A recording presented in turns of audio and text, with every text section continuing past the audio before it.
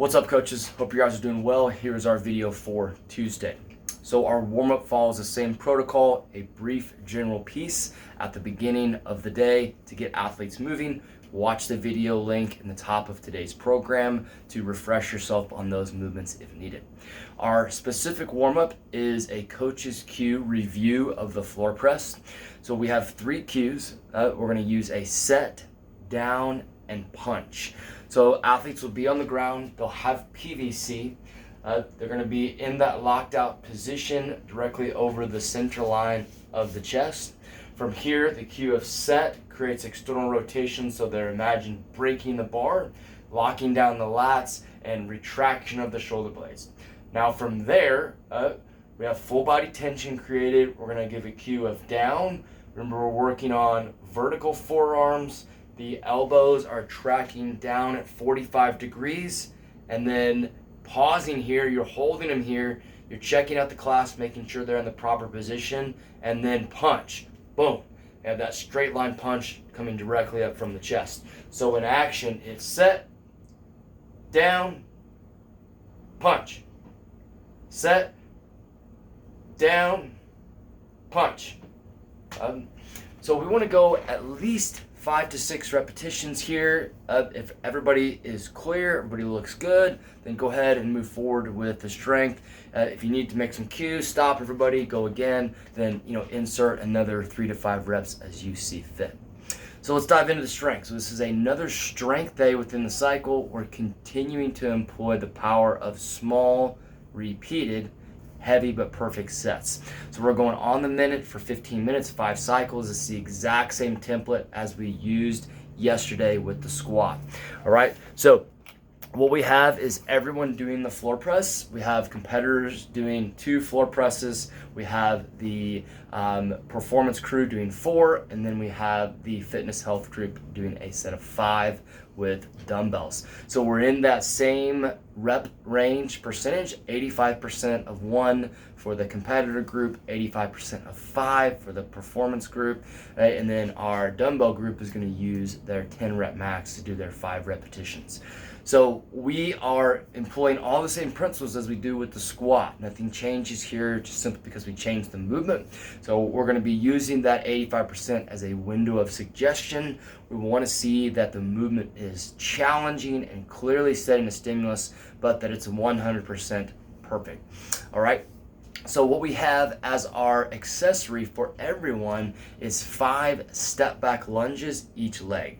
Now what's going to change based on people's approach is how much they load this. All right, so step back lunge is going to be loaded in the front rack position if it's loaded at all, and it's going to be stepping back for 5 consecutive reps on one leg and then 5 consecutive reps on the other.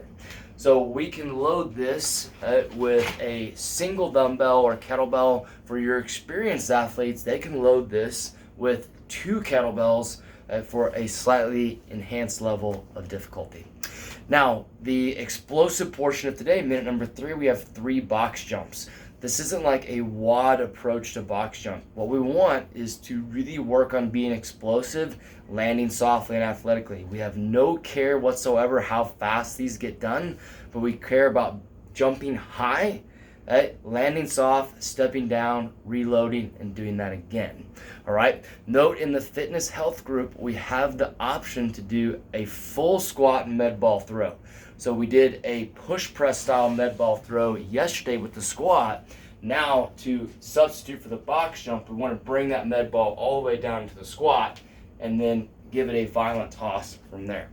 All right. Because we're doing step back lunges, we don't want to use step ups for a substitute. We want this to be explosive as well. So if they're not doing box jumps, then what we're going to have them do is the med ball throw instead. All right. All right, guys, so let's talk about this workout. This is going to be 4 rounds. Each round is going to be for time individually. So these are meant to be short bursts. We're in that lactate buffering, that lactate threshold style approach. We really are just sprinkling in the toes to bar and the push press for skill and strength work under the high heart rate, but we really want to give full effort and attention to our effort on the bike. So athletes should ride that line where they're giving that 80 to 90% effort, but they're wanting to repeat the intensity on the bike and the quality of the toes to bar and shoulder to overhead from start to finish. All right, so for the toes to bar, what we would like here, unbroken is not needed, but they have to be done quickly. All right, we have to be able to take that chunk, whatever we're doing, and move it through with a short break to accumulate our 6 repetitions quickly. So toes to bar, toes to rings, knees to elbow and chest, toes to rig, so on, quickly with great quality. Push press. Ideally, this is the heaviest load that can be done consistently unbroken. Unbroken is really what we want right here.